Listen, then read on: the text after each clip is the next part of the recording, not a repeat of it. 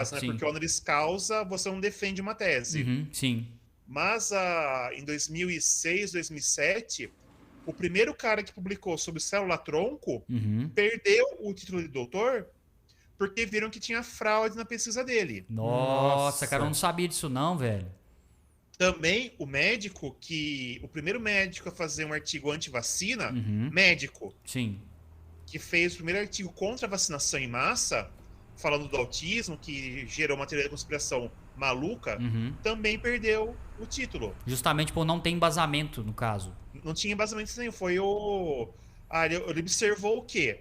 Começou a aumentar o número de autistas na escola. Uhum. Quando começou a aumentar a vacinação na Inglaterra, que ele é inglês. Ah, então Mas simplesmente correlacionou as ele duas coisas. correlacionou. Ah, velho. Ele disse, aumentou a vacinação, aumentou o caso de autismo. Uhum. Mas, na verdade, não é que aumentou o caso de autismo. Aumentou o caso de autismo nas escolas, porque depois de muitos estudos pedagógicos, psicológicos, Uhum. viram que era melhor para as crianças Sim. estarem junto com as crianças não autistas. Uhum. Ter a inclusão, Ah, olha só como é que pega os Separá-las em detalhes, grupos, né? entendeu? o problema é que não É, tem que ter, parece que é aquele lance que eles falam de um grupo de controle. Não é para dar um falso verdadeiro na pesquisa, né?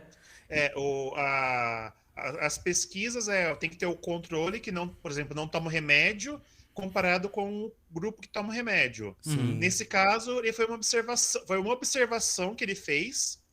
Até a doutora Natália Pasternak explicou uma vez um caso muito parecido com isso, eu já explico. Uhum. Ele observou isso, relacionou e publicou. E como a gente tem teorias de conspiração ao redor do mundo, e principalmente nos Estados Unidos, tem muita pessoa maluca que é tudo da conspiração, é tudo alienígena com a maçonaria, com a Uhum. NASA, com a CIA, Terraplanismo. com o iluminismo, com os aliens, os incas venusianos, e começou Caramba, a velho. propagar essa fake news anti-vacina. Tá louco, velho. Uma palestra da Natália Pasternak, ela mostra isso. Uhum. Ela mostra um dado dos Estados Unidos que é bem interessante. Pessoal, observem o quanto aumentou o oferecimento de bolsas de estudo Uhum. nos Estados Unidos, porque lá a universidade é paga sempre, e muita gente depende de bolsas de estudo da universidade para estudar. Sim. Ela aumentou proporcionalmente ao aumento do consumo de queijo nos Estados Unidos. Então quer dizer que para o americano ter mais bolsa de estudo, basta comer mais queijo. Obviamente, Ué. faz todo sentido. Mas é isso, não é não? Ué, é claro que é Gente, isso. eu passei a comer mais queijo aqui pra ver se tava certo, pô. Nós vamos ter queijo agora todo dia nessa mesa. Então, isso é uma correlação? É uma correlação. Sim.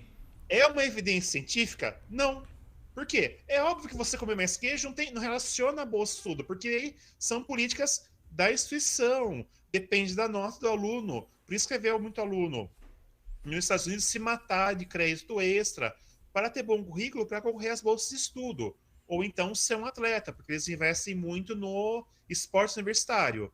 Então, tem universidades que Sim. procuram jogadores de futebol americano, jogadores de vôlei, nadadores, jogadores de basquete, corredores, por causa dos jogos universitários. É isso. Ah, que Só que interessante. você olhando o dado de modo errado, Sim. te dá uma interpretação errada do dado. Cara, e O de problema é que fato... precisa de uma interpretação É, dos e é dados. muito simplista se você parar pra pensar, né? Igual ele tava comentando que foi um médico que fez esse estudo anti-vacina correlacionando coisas entre aspas. Só porque tem esse aumento aqui, quer dizer então que foi decorrência disso. Sim. Você acha, Heraldo, que essas pesquisas... Você já viu esses programas da manhã que geralmente tem em TV aberta falando assim de bem-estar, de não sei o quê, aí vai... são tantas normas, você não acredita. Aí fala assim, a pessoa precisa... O ideal é tomar uma taça de vinho por dia e seu coração vai estar protegido. Uma taça de vinho equivale a 1 hora de academia. E aí Eu virei alcoólatra depois disso. Se você for seguir esses negócios, você não vive porque você passa o dia inteiro fazendo normas do Elixir da vida. O que você acha dessas? Eu não sei como é que eles fazem essas relações entre alimentos e pesquisas, porque pelo que você está me falando, até onde eu entendi, parece que é isso. Olha, é muito difícil você quantificar o que uma taça de vinho por dia pode fazer a um ser humano, porque como é que não tem muito dado? Levando em cima consideração que disso? cada ser humano é de uma forma diferente e tudo, né? Isso são até. A própria Pasternak fala, são evidências anedóticas. Não é no caso de anedota de piada, mas tipo, muitas vezes não tem embasamento científico, são observações. Algumas vezes tem correlação. Sim. Por exemplo, muitos remédios foram descobertos como? O pessoal ia nas tribos indígenas, Certo.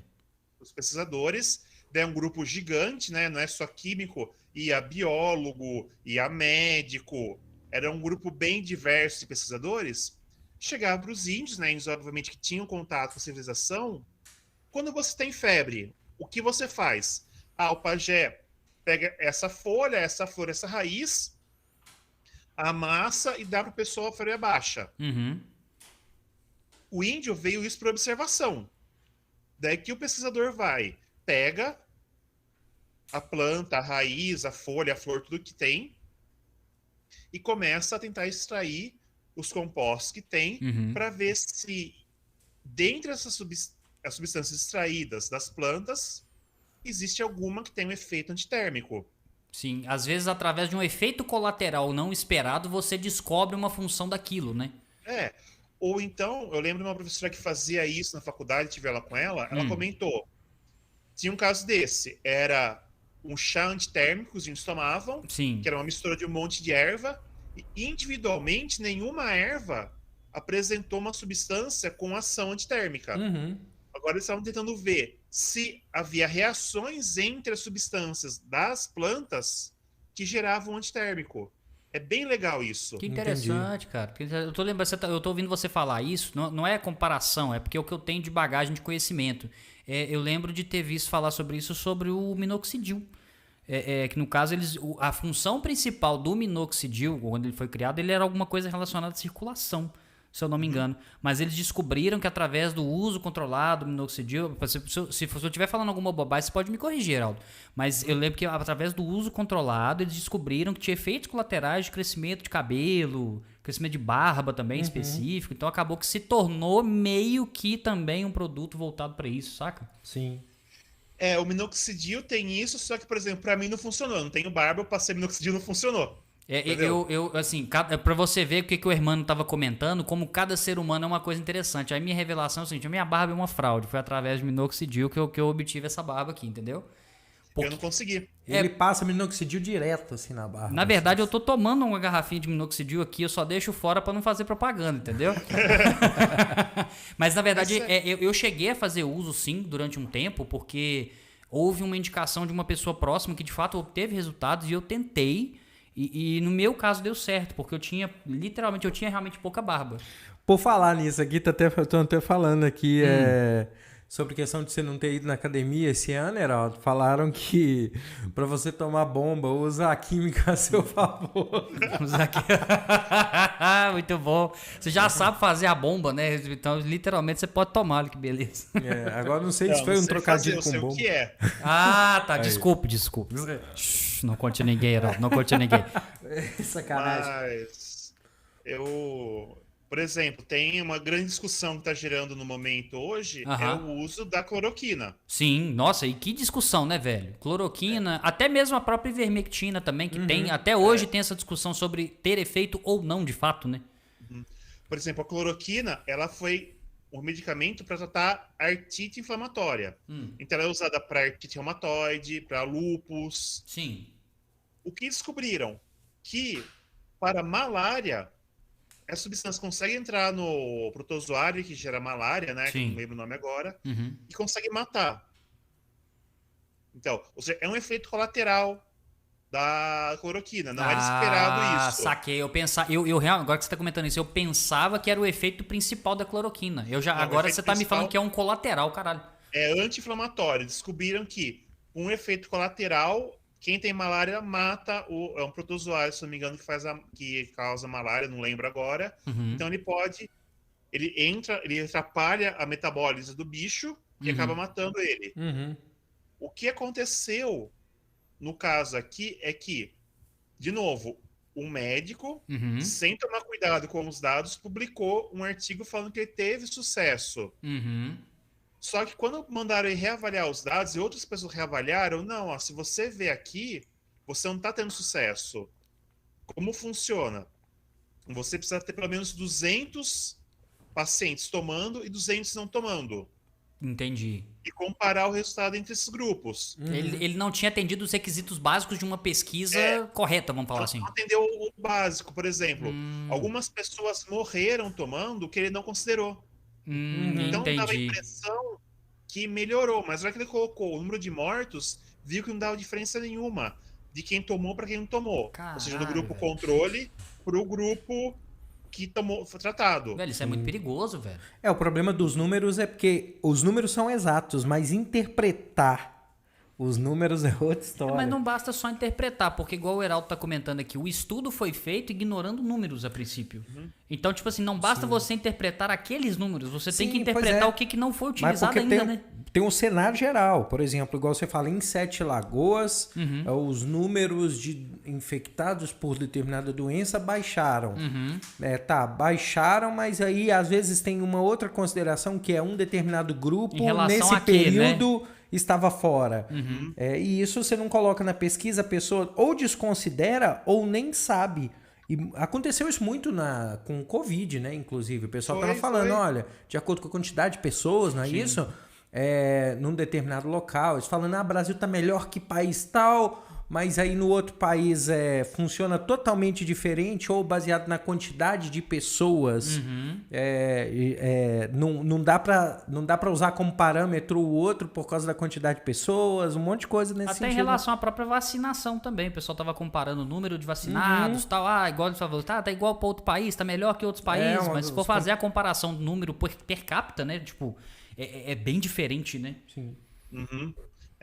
E a pesquisa com medicamentos ela é mais delicada ainda porque a gente chama do duplo cego. Como funciona? Nem o médico, nem o paciente sabe se ele está no grupo controle ou no grupo tratado. Quem faz isso é um estatístico. Olha. Então, o estatístico separa os grupos, daí com o auxílio de um farmacêutico, ele separa os pacotinhos de remédio. Certo. Para o paciente 1 você dá esse, paciente 2 esse, a cada X horas. Por quê? No paciente, se ele sabe se ele está no grupo controle ou no grupo tratado, pode ter uma ação que a gente chama de psicossomática. Certo. O cara pensa, eu estou tomando remédio, eu vou melhorar. Mas ele tá tomando placebo, por exemplo. E se ele está tomando placebo, ele fala, eu estou tomando placebo, eu não vou melhorar. Entendi. A ação desse pensamento, ou mais otimista ou mais pessimista, depende, a pessoa pode afetar o imunológico. Tem pessoas que têm depressão que afeta a imunologia. Acontece. Sim. Então, o cara não pode saber se ele está tomando. O médico não pode saber por quê? Imagina que eu sou médico, eu sei que o irmão está tomando um remédio e o Diego não está. Certo. Então, como eu sei que o irmão está tomando, dá para ver a febre. Daí eu ponho um termômetro embaixo de cada braço, ponho um termômetro na boca, ponho um termômetro na testa. Vejo se o irmão perdeu o cabelo, quando ele perdeu o cabelo de um dia pro outro. E o Diego não tá tomando, eu só põe a mão na testa, não tá com febre. Entendi. Então, me Bela obriga referência. Sim. a ter o mesmo rigor com os dois.